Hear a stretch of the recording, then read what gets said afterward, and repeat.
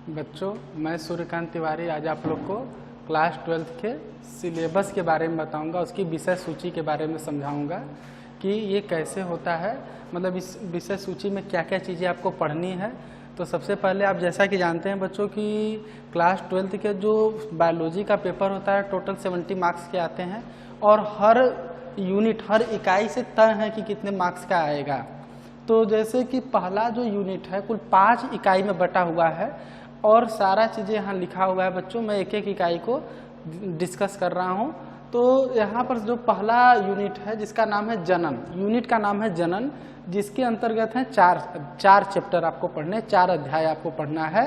तो पहला चैप्टर है बट नेचुरल बच्चों की, जैसा यूनिट का नाम ही बता रहा है जनन, तो इसमें रिप्रोडक्शन से संबंधित, प्रजनन से संबंधित बातों को जानना या समझना है। इसका जो फर्स्ट चैप्टर है, पहला चैप्टर जो है वो है जीवों में जनन, उसको कहते हैं reproduction in organism. First chapter का नाम है जीवों में जनन या रिप्रोडक्शन इन ऑर्गेनिज्म। ये एकदम सिंपल से बात को ये बताता है कि किसी ऑर्गेनिज्म में रिप्रोडक्शन कैसे होता है, रिप्रोडक्शन क्या होता है, रिप्रोडक्शन के कितने प्रकार होते हैं और रिप्रोडक्शन की क्या क्या विधियां होती हैं, किस तरीके से निषेचन होता है, ये सारी चीज़ें आप इस अध्याय में पढ़ेंगे। जैसे इसमें सबसे पहले आप देखेंगे कि प्रजनन क्या होता है।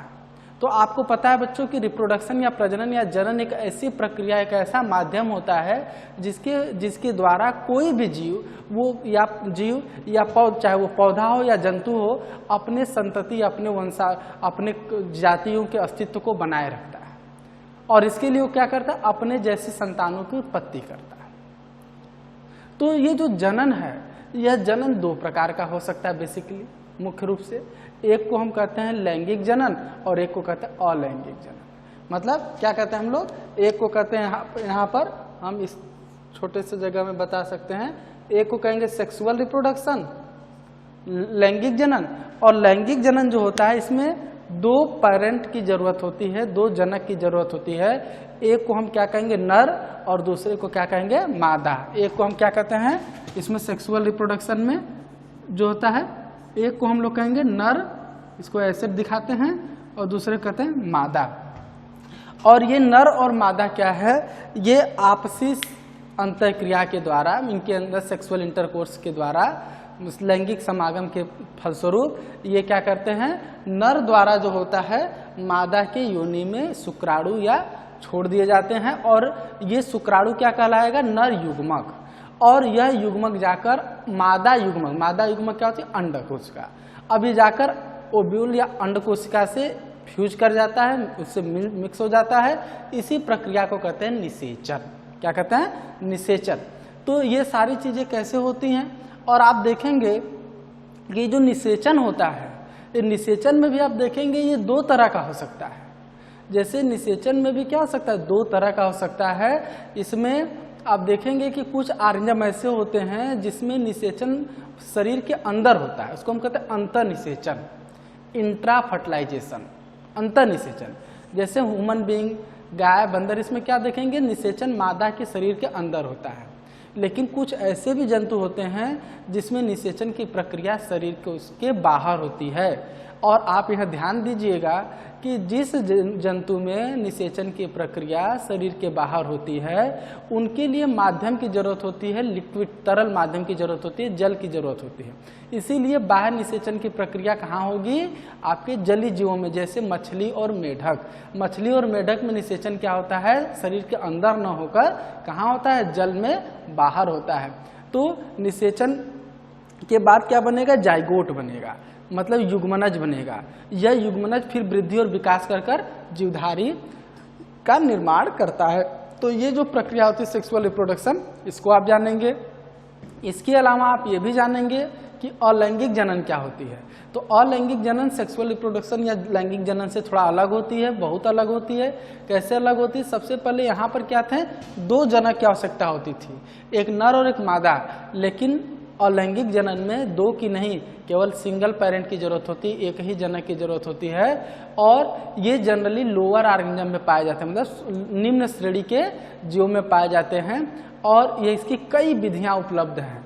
जैसे अमीबा है, अमीबा क्या है, सिंपल सा उसका केंद्रक और उसका कोशिका द्रव्य जब दो भागों में विभक्त हो जाता है तो उससे जो दो अमीबा बन जाते हैं, तो इसमें एक अमीबा से दो अमीबा बन गए, तो इसको हम कहते हैं द्विविखंडन या इसको कहते हैं बाइनरी फ्यूजन।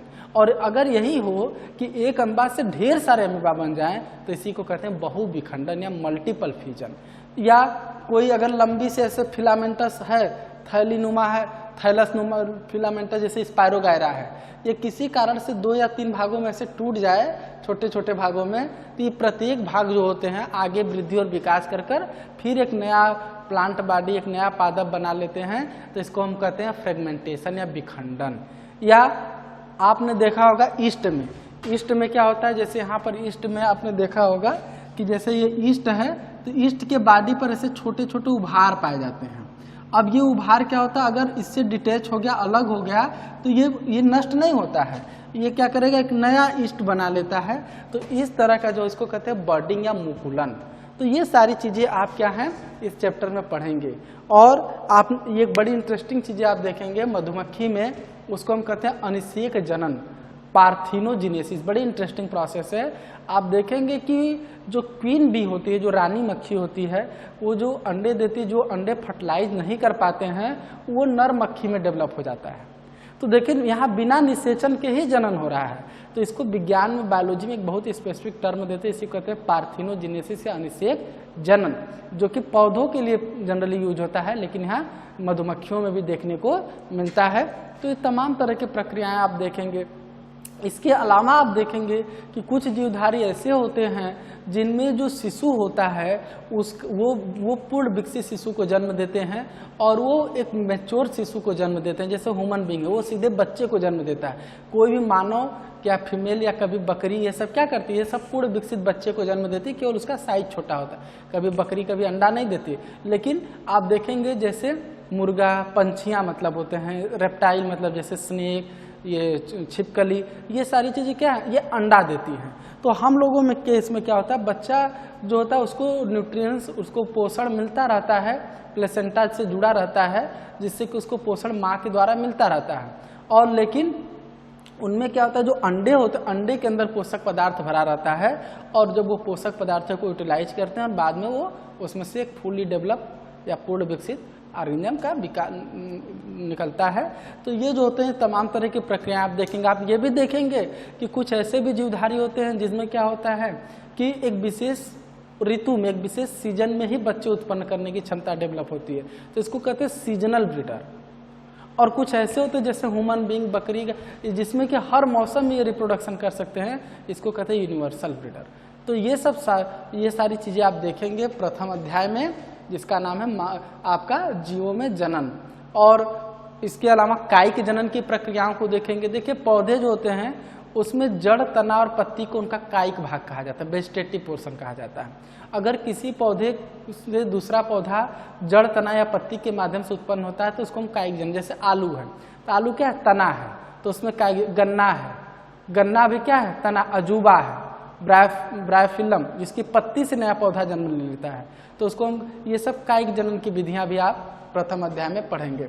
दूसरा अध्याय बच्चों बहुत ही इंपॉर्टेंट है, जिसमें कि पुष्पी पौधों में लैंगिक जनन की प्रक्रिया को बताया गया है कि पुष्पी पौधों में सेक्सुअल रिप्रोडक्शन, किसी पौधे का जो फूल होता है उसका रिप्रोडक्टिव सिस्टम होता है, तो वो कैसे पौधों में लैंगिक जनन होता है।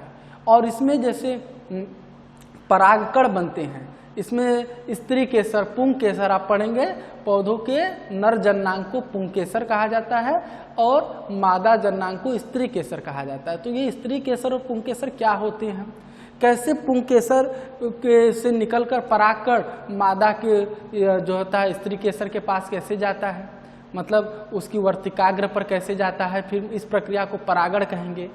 पर परागण क्या होता है, स्वपरागण क्या होता है, इन चीज़ों को भी आप जानेंगे।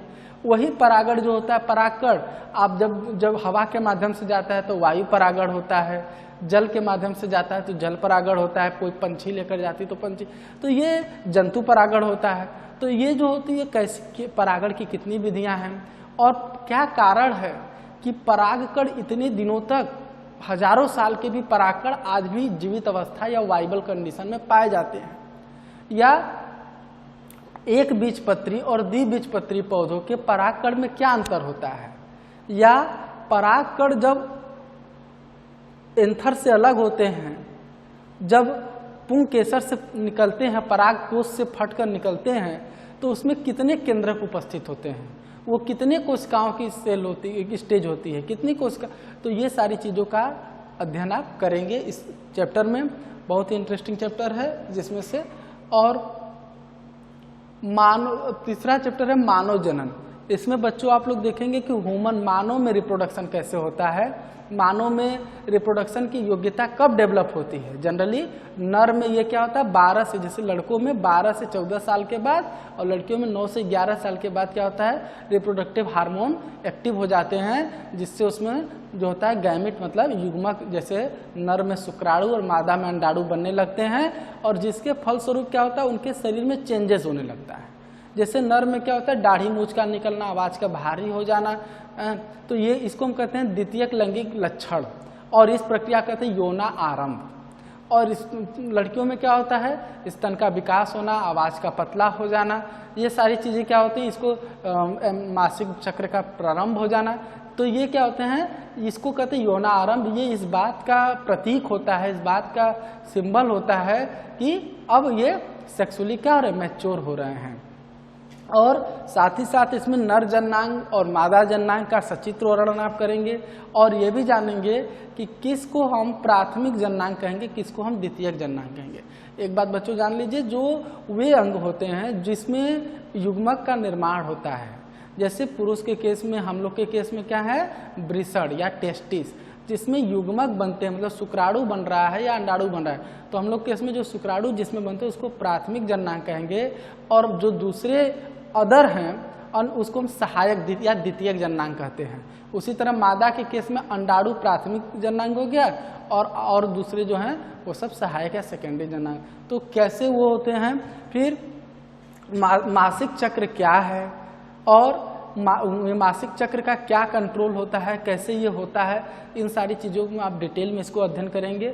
और साथ ही साथ इनफर्टिलिटी या बंध्यता क्या होती है, जिसमें मतलब कुछ ऐसे भी लोग होते हैं जिसमें बच्चों को पैदा करने या उत्पन्न करने की क्षमता का खत्म हो जाना या कम हो जाता है, तो उनके लिए कोई सहायक साधन है, जैसे IVF, इन विट्रो फर्टिलाइजेशन। तो ये जैसे टेस्ट ट्यूब बेबी आप लोग सुने होंगे, तो ये जो होता है, ये कैसे होता है, इस चीज़ों का अध्ययन आप लोग मानव जनन वाले अध्याय में करेंगे। फिर मानव जनन स्वास्थ्य, ये ऐसा चैप्टर है जिसमें क्या है कि हम लोग को ये देखना है कि जनसंख्या विस्फोट क्या होता है, और जनसंख्या विस्फोट के साथ साथ जनसंख्या अत्यधिक वृद्धि होने से क्या क्या समस्याएं आ रही हैं, क्या प्रॉब्लम हमारे कंट्री में आ रही हैं, उससे क्यों जनसंख्या की इतनी तीव्र वृद्धि हो रही है, और जैसे अब इसका क्या कारण है, इसका धार्मिक कारण है या सरकार का क्या प्रयास है, इन सारी चीज़ों के बारे में आप जानेंगे। जैसे आपने स्लोगन सुना होगा, नारा सुना होगा, हम दो हमारे दो। तो इस तरह का जो नारा है सरकार ने इसीलिए दिया कि लोगों को क्या किया जाए, सीमित बच्चे उत्पन्न हो, है कि। लेकिन अब इस धार्मिक कारण, जैसे हिंदू लोग हैं, हिंदू में धार्मिक मान्यता के अनुसार कि जब तक पितरों का ऋण तभी उतरता है जब कुल में बच्चा जन्म लेता है, तो लड़का जन्म लेता है, तो लड़कों की चाहत में बहुत सारे लोग क्या होते हैं, बहुत सारे लड़कियां उत्पन्न होती हैं। तो ये चीज़ें जो हैं जिससे जनसंख्या में आशातीत वृद्धि हो रही है, धार्मिक मान्यता है। लोग कहते हैं, जैसे दूसरे अन्य रिलीजियस में ये माना जाता है कि जो बच्चे होते हैं वो अल्लाह के नूर होते हैं, तो इससे क्या होता है कि इससे भी जनसंख्या, ये मान्यताओं के कारण भी जनसंख्या बढ़ रही है। गवर्नमेंट इसी को रोक लगाने के लिए एक नारा और तमाम तरह के नुक्कड़ सभाएं करती है, जैसे कि अब गवर्नमेंट का ये कहना है हम दो हमारे दो, और यहाँ ये सिस्टम है कि हम दो आने दो। तो ये चीज़ें जो हैं इसको हमको कंट्रोल करना है और इसको पढ़ना है इसमें। और साथ में जनन स्वास्थ्य मतलब रिप्रोडक्शन से हमको क्या समस्याएं हो सकती हैं, मतलब रिप्रोडक्टिव हेल्थ, मतलब जननांग या कम उम्र में जो बच्चे उत्पन्न होने से इस तरह उनकी जो है कि क्या समस्याएं हो सकती हैं, इन सारी चीज़ों के बारे में पढ़ेंगे। तो जनसंख्या को कैसे नियंत्रित करें, उसके क्या साधन हमारे पास हैं जो हमको यूज करना चाहिए, तो इन सारी चीज़ों के बारे में हम अध्ययन करेंगे। और इस यूनिट में से बच्चों लगभग पूरा 14 नंबर का 14 मार्क्स के क्वेश्चन आते हैं। और आप देखेंगे दूसरा यूनिट है जिसका नाम है आनुवंशिकी तथा विकास। तो इसमें क्या है बच्चों की ये इसमें भी आपके 3 चैप्टर हैं, मात्र 3 चैप्टर हैं। एक पहला है इसमें वंशागति तथा विविधता के सिद्धांत। चैप्टर तो इसमें 3 ही हैं लेकिन बहुत इंपॉर्टेंट है, आप ध्यान देने वाली चीज है। वंशागति तथा विविधता के सिद्धांत, principle of heredity and variation. हमको ये देखना है कि वो क्या प्रिंसिपल है, क्या सिद्धांत है, क्या गतिविधियां हैं कि जैसे किसी बच्चे में उसके पेरेंट के कैरेक्टर आते हैं। लोग कहते हैं फला का लड़का एकदम अपने पापा जैसा या मम्मी जैसा है, तो क्या आखिर ऐसा था, क्या सिस्टम था, क्या रूल था, क्या रेगुलेशन था जिसकी वजह से वो बच्चा अपने पेरेंट्स जैसा है या अपने दादा जैसा है या अपने तो वो चीज़ें क्या हैं, जीन कैसे लेकर जा रहा है। तो इसमें आप मेंडेल के नियम के बारे में बेसिकली पढ़ेंगे। मेंडेल का नियम क्या है, मेंडेल ने क्या क्या नियम दिए, वो नियम कब लागू होंगे और कब लागू नहीं होंगे, क्या वो नियम हर जगह लागू होंगे, क्या उसका अपवाद भी है, इन सारी चीज़ों का अध्ययन आप इसमें करेंगे। और विविधताओं को भी देखेंगे कि क्योंकि वो ठीक है कि कोई बच्चा अपने मम्मी जैसा या पापा जैसा मिलता है लेकिन हूबहू उनके जैसा नहीं होता है, उसमें कुछ न कुछ विभिन्नता, कुछ न कुछ अंतर होता है। ट्विंस को छोड़कर, उसमें आइडेंटिकल या सियामीज ट्विंस को छोड़कर कोई भी ऐसा नहीं होता जो एक जैसा हो। तो उसमें कुछ अंतर जो आ रहे हैं वो क्यों आ रहे हैं, कहाँ से आ रहा है, इन सारी क्यों कहाँ का जो जवाब आपको इस अध्याय में मिलेगा। और यहाँ पर वंशागति के आणविक आधार जो है मॉलिक्यूलर बेसिस ऑफ इनहेरिटेंस, इसमें आप देखेंगे कि वो सिस्टम वो चीज़ जो एक पीढ़ी से दूसरे पीढ़ी में सूचनाओं को पहुँचा रही वो खुद कैसा दिखता है, वो कैसा होता है, डीएनए का कैसा होता है, डीएनए कैसे 1 से 2 कापी उसकी बन जाती हैं, कैसे डीएनए अपने आप को अपनी संख्या को बढ़ाता है, डीएनए किन चीज़ों का बना होता है, उसमें कौन से ऐसी बांड पाई जाती है उसको जो कि उसको स्थायित्व प्रदान करती है, उसको स्टेबिलिटी प्रदान करती है। डीएनए की खोज किसने किया था, किसने ये पहली बार साबित किया कि डीएनए ही आनुवंशिक पदार्थ है। इन तमाम सवालों का जवाब आप इस चैप्टर में जानेंगे। और साथ ही साथ ये भी देखेंगे क्योंकि जो हम लोग का डीएनए होता है बहुत ही लंबा होता है और सारी कोशिकाओं के डीएनए को जोड़ दिया जाए तो उसका डिस्टेंस, उसकी लंबाई बहुत ज़्यादा हो जाती है। और जबकि हमारी शरीर या हमारी कोशिकाएं छोटी हैं तो उस कोशिका के अंदर जो केंद्रक होता है, केंद्रक के अंदर आपका डीएनए या गुणसूत्र होता है। तो डीएनए कैसे अपने आप को इतने छोटे भाग जगह में अरेंज कर पाता है इतना लंबा होने के बावजूद, इन सारी चीज़ों का अध्ययन, इन सारे सवालों का जवाब आपको इस अध्याय में वंशागति के आणविक आधार वाले चैप्टर में मिलेगा। साथ ही साथ आप ये भी जानेंगे कि कैसे बीमारियों का एक पीढ़ी से दूसरे पीढ़ी में ट्रांसफर होता है। जैसे किसी को वरांधता है, कलर ब्लाइंड है, किसी को हीमोफीलिया है, तो ये कैसे जाता है, किस तरह के संतानों में ये दिखाई देगा, किस पीढ़ी में अगर माता वरांध है पिता सामान्य है तो उनके बच्चे कैसे हो सकते हैं। इन सारी चीज़ों का जवाब आप इस चैप्टर में जानेंगे। इसका तीसरा है अध्याय जो आपके जीव विज्ञान का 7वां चैप्टर है, विकास मतलब इवोल्यूशन। तो बच्चों आप जैसे जानते हैं कि विकास प्रकृति का नियम है और कोई भी जीव जैसा आज आपको दिख रहा है हजारों करोड़ों साल पहले वैसा था नहीं। जब पृथ्वी की उत्पत्ति हुई थी तो यहाँ पर ना हम थे, ना आप थे, ना हाथी था, ना घोड़ा था। तो यहाँ पर सूक्ष्म जीव आए, धीरे धीरे उनमें विकास होता गया, उनमें परिवर्तन होता गया और उन्हीं सूक्ष्म जीवों से जटिल और कॉम्प्लेक्स जीव कैसे बने, इन चीज़ों के बारे में आप इसमें विकास वाले चैप्टर में जानेंगे। साथ ही साथ कुछ प्रमुख वैज्ञानिक जैसे Lamarck, Darwin, Hugo de Vries, इनके भी सिद्धांतों को आप क्या करेंगे, समझेंगे कि जिराफों पर उनका कैसा उदाहरण था। उन्होंने स्नेक सांपों पर उदाहरण दिया, जिराफ पर उदाहरण दिया और अपनी बातों को समझाने का प्रयास किया। और सबसे इम्पॉर्टेंट चीज़ आप जिसमें हार्डी बिनवर्ग इक्वेशन के बारे में जानेंगे जो कि बहुत ही इम्पॉर्टेंट है हर दृष्टि से, चाहे वो बोर्ड हो और चाहे कोई भी कंपटीशन हो आपका। यही कारण है कि इस इकाई में मात्र 3 अध्याय होने के बावजूद इसमें से 18 मार्क्स के क्वेश्चन आते हैं, 18 नंबर का क्वेश्चन आता है। तो वेरी इंपॉर्टेंट, बहुत ही इंपॉर्टेंट यूनिट है। और उसके बाद आता है आपका इकाई 3 यूनिट 3 जिसका नाम है मानव कल्याण में जीव विज्ञान, बायोलॉजी इन ह्यूमन वेलफेयर। तो देखिए कोई भी चीज़ जो होता है मानव उसे उस तरह से विकसित करता है, उस तरह से डेवलप करता है कि वह उसे मैक्सिमम अधिक से अधिक लाभ पहुंचा सके। तो जीव विज्ञान मानव को कैसे लाभ पहुंचाएगा, क्या लाभ पहुंचाएगा, इसके बारे में आप इस इकाई में देखेंगे। इसमें 3 यूनिट हैं, 3 अध्याय हैं इकाई 3 में। मानव स्वास्थ्य तथा रोग पहला चैप्टर है, मानव स्वास्थ्य तथा रोग। तो देखिए जैसे कहा जाता है स्वस्थ शरीर में स्वस्थ मस्तिष्क का वास होता है। तो जब बच्चों हम क्या है कि हमारा शरीर स्वस्थ होगा तभी हम अपना अच्छा परफॉर्मेंस कर पाएंगे।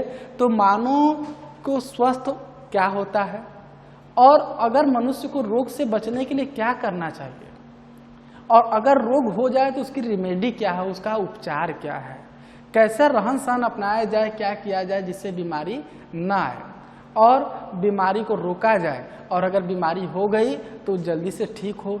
इन सारी चीज़ों के बारे में आप अध्याय इस 8 में पढ़ेंगे जिसमें मानव स्वास्थ्य तथा रोग हैं। इसमें मुख्य रूप से मलेरिया, पेचिस, कैंसर, एड्स जैसी खतरनाक और बहुत ही इम्पॉर्टेंट बीमारियों के बारे में आप जानेंगे। इसी का चैप्टर 9 है खाद्य उत्पादन में वृद्धि की कार्यनीतियाँ, strategy to improvement food production. तो देखिए क्या सुधार करना, इन्हांस करना, यहाँ पर इन्हांस भी लिखा जा सकता है।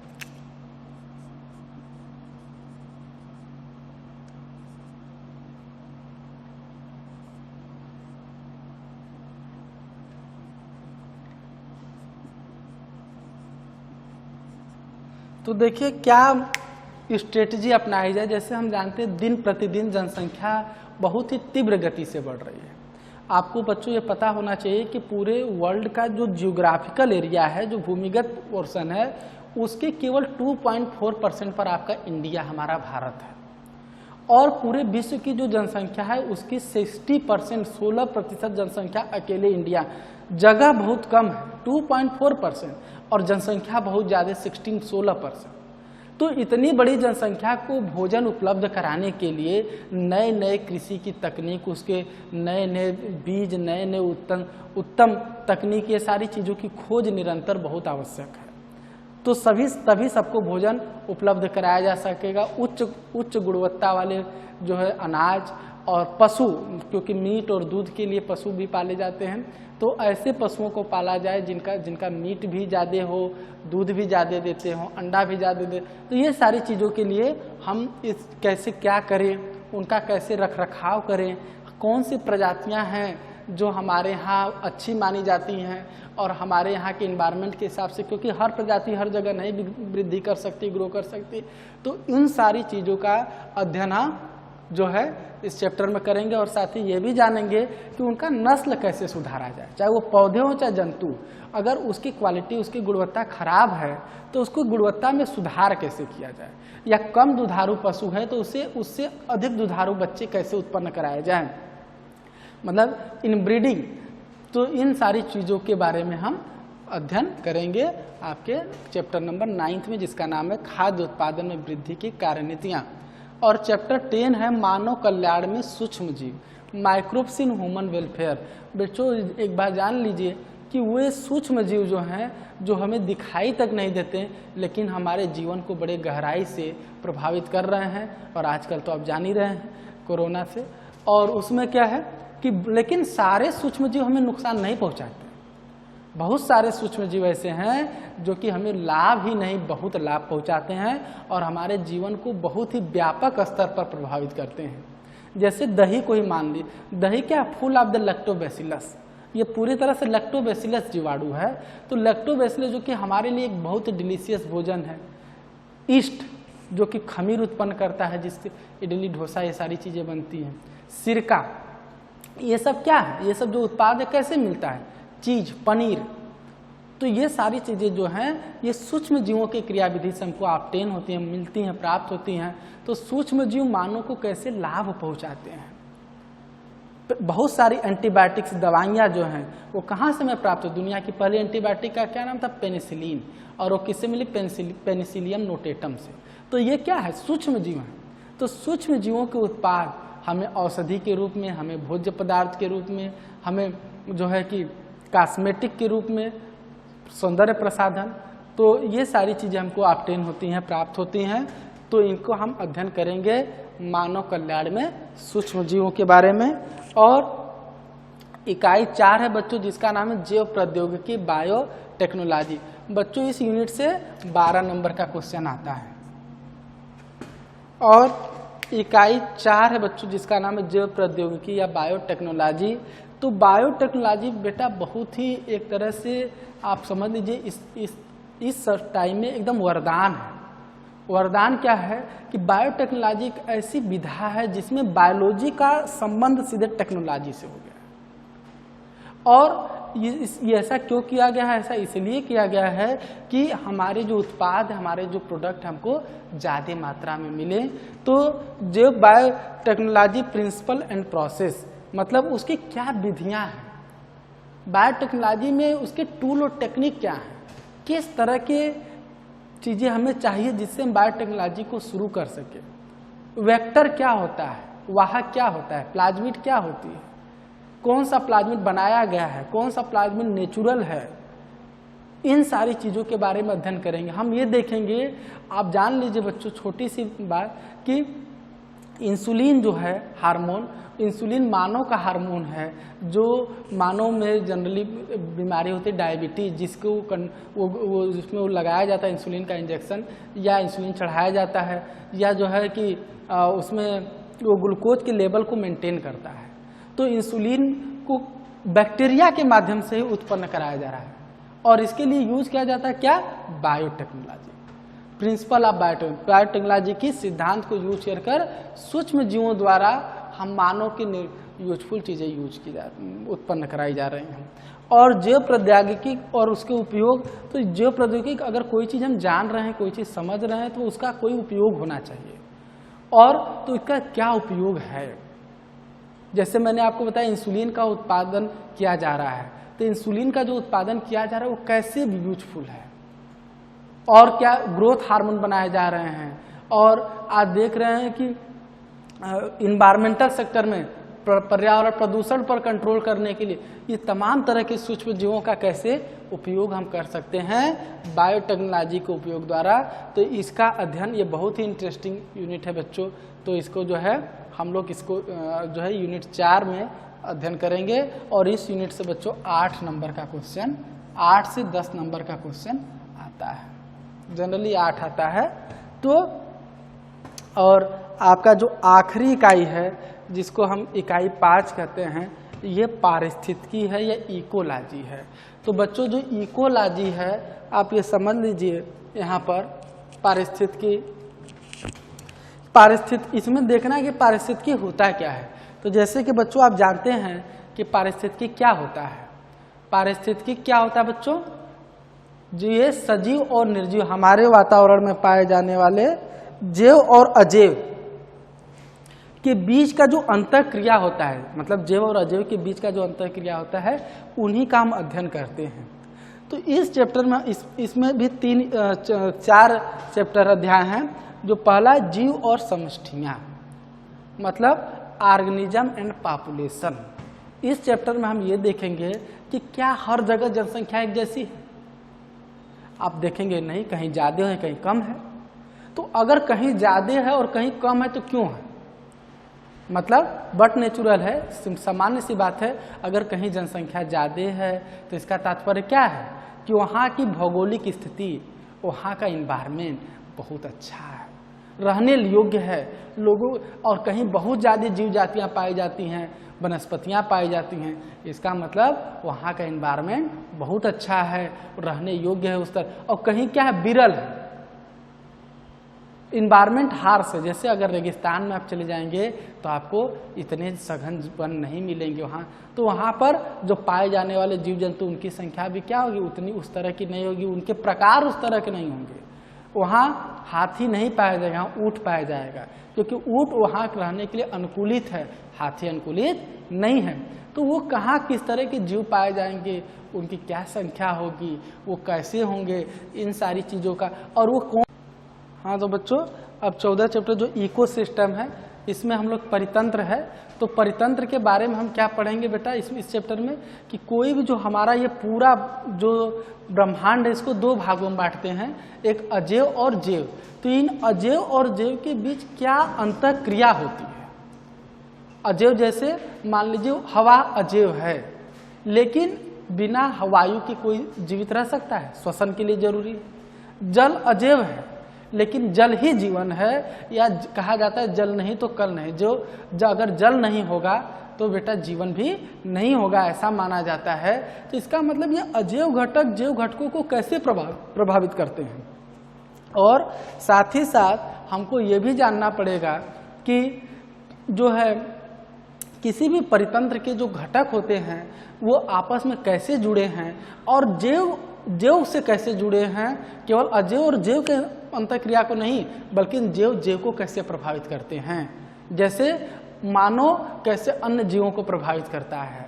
इन सारी चीज़ों के बारे में भी हम विस्तृत अध्ययन हम परितंत्र वाले अध्याय में करेंगे। और हमारा 15वां चैप्टर है जैव विविधता एवं संरक्षण। जैसे बच्चों अलग अलग भौगोलिक परिस्थितियों के हिसाब से अलग अलग तरह की जीव जातियाँ, पेड़ पौधे, वनस्पतियाँ, ये सारी चीज़ें अलग अलग जगहों पर मिलती हैं। तो ये अलग अलग तरह के जो जीव विविधताएँ हैं, जैसे तो इनको बचाने के लिए हम क्या करें, इनका संरक्षण कैसे करें, क्योंकि हमारी गतिविधियों के कारण ये तेज़ी से सिमटती जा रही हैं, इनकी संख्या कम होती जा रही है। तो आखिर हम ऐसा क्या करें जिससे ये मेंटेन रहें, ये हम बनी रहें, इनका नंबर बनी रहें। तो इनका कैसे संरक्षण किया जाए, जैव विविधता को कैसे बनाए रखा जाए। तो इसमें जैसे आप जानेंगे बच्चों, इसके लिए राष्ट्रीय उद्यान, नेशनल पार्क है, बॉटनिकल गार्डन है, बायोस्फीयर रिजर्व है, सेंचुरी है, ये सारी चीज़ें बनाई गई हैं। और सबसे बड़ी चीज़ आप जानेंगे कि ये बनाई तो गई हैं, इसमें हर तरह के जीव जंतु हैं, लेकिन स्पेसिफिक किसी एक जीवों को ध्यान में रखकर बनाया गया। जैसे गिर नेशनल पार्क है जो शेरों के लिए फेमस है। हमारे उत्तर प्रदेश के लखीमपुर खीरी जिले में दुधवा नेशनल पार्क है जो टाइगर के लिए जाना जाता है। या आप जो है कांजीरंगा नेशनल पार्क आसाम में है, वो गेंडे के लिए जाना जाता है। लेकिन ये ऐसा नहीं कि उसमें शेर, गेंडा, उसमें अनेक तरह के जीव जंतु हैं, लेकिन मुख्य ध्यान में रखा गया है गेंडे को कंजर्वेशन, या शेर या टाइगर। तो ये चीज़ें जो है विशेष रूप से हम इसमें जानेंगे। उसमें कौन बॉडी है जो उनको गवर्न करती है, कौन इसके लिए फंडिंग करती है, कौन इसको मेंटेन करती है, कौन उस पर देख रेख करती है, क्या किस तरह के पनिशमेंट मिलेंगे, सज़ा मिलेगी अगर कोई इस नियम को तोड़े। तो बच्चों इसके बारे में आप जानेंगे। जैसे आपको पता होगा ज्वलंत उदाहरण है काले हिरन के शिकार में एक फिल्म अभिनेता सलमान खान कितना जो है परेशान, क्योंकि उसने उस तरह के ऑर्गेनिज्म को किल किया जिसको नहीं करना चाहिए। तो ये चीज़ें जो हैं इनको संरक्षण के लिए क्या विधियाँ अपनाई जाए, इसको हम जानेंगे। और लास्ट चैप्टर है पर्यावरण के मुद्दे, इन्वायरमेंटल इशू। हमें पर्यावरण क्या है बेटा, प्रत्यक्ष रूप से प्रभावित करते हैं। तो वो कौन से वातावरणीय पर्यावरणीय मुद्दे हैं, मतलब जैसे प्रदूषण को हमको देखना है। वायु प्रदूषित होगा तो हमें क्या समस्या होगी, जल प्रदूषित होगा तो क्या समस्या होगी, क्योंकि अगर वायु प्रदूषण हुआ तो श्वसन से संबंधित तमाम तरह की बीमारियां होंगी। तो क्या हम करें जिससे वायु प्रदूषित ना हो, इसको रोकने का क्या उपाय है, इसका कंट्रोल कैसे किया जाए, वनस्पतियां कितनी लगाई जाए, कौन सी वनस्पतियां ज़्यादा यूजफुल हैं। तो इन सारी चीज़ों, जल प्रदूषण को रोका जाए, या रेडियोधर्मी प्रदूषण जो कि आज के समय में एक बहुत ही बड़ा ज्वलन समस्या बन गया है। आप लोगों ने भोपाल गैस त्रासदी का नाम सुना होगा, मिसाइल आइथोसाइनेट गैस के कारण हुआ था। तो ये सारी चीज़ें क्या हैं, कैसे इनका बचाव किया जाए, और ध्वनि प्रदूषण कैसे मेंटेन किया जाए। तो इन सारी चीज़ों को, ओजोन परत का क्षरण क्यों हो रहा है, जो है ग्रीन हाउस इफेक्ट क्या है, ग्लोबल वार्मिंग क्या है, इन सारी चीज़ें के बारे में आप इस पर्यावरणीय मुद्दे वाले अध्याय में जानेंगे बच्चों। धन्यवाद।